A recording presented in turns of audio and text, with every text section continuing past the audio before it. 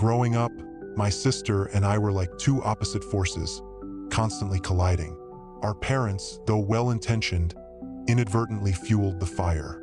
They always praised my sister's outgoing personality, calling her the life of the party and the social butterfly.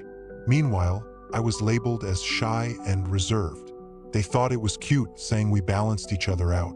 But the truth was, I felt like I was living in her shadow. Our parents would often compare us, saying I should be more like her, more confident, more outgoing. It was like they wanted me to be an exact copy of her, erasing my own identity. As we got older, the comparisons only got worse. Our parents would boast about my sister's accomplishments, no matter how small, while mine were barely acknowledged. It was like they expected me to be the supporting actress in her movie. I tried to brush it off, but the resentment grew. I felt like I was constantly competing for attention, for validation.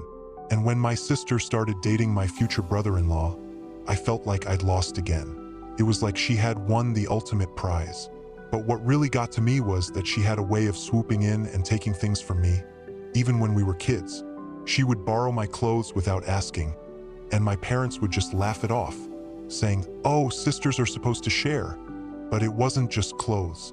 She had a way of stealing the attention of everyone around her, including the people I cared about.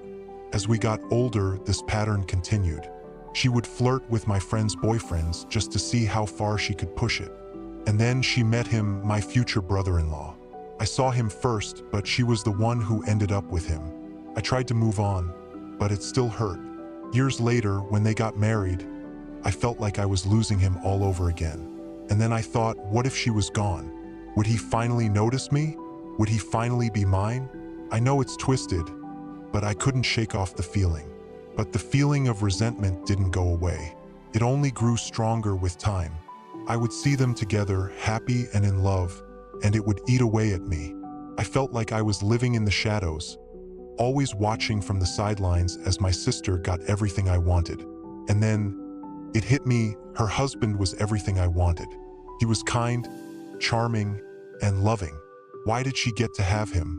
So I asked to visit them, and she thought we were finally putting our differences behind us. But I had other plans. I had slow poison with me, and I had thought about this moment for a long time. I was sure of what I was doing, or so I thought. My visit was supposed to last for 3 days. I played the role of the loving sister, catching up and talking about old times. But on the 3rd day, I saw my chance. I offered to cook and serve dinner, and they happily accepted. It was the perfect opportunity for me to do what I had to do. I added the slow poison to her food, and we all sat down to eat together. She didn't suspect a thing. 3 weeks later, she passed away, and I wasn't even a suspect. It was like I had gotten away with the perfect crime. But as time went on, I realized that my plan hadn't worked out as I had hoped.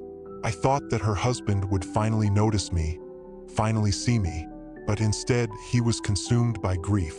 I tried everything to show him that I was the one he should be with. I flirted, I hinted, I even tried to dress like my sister.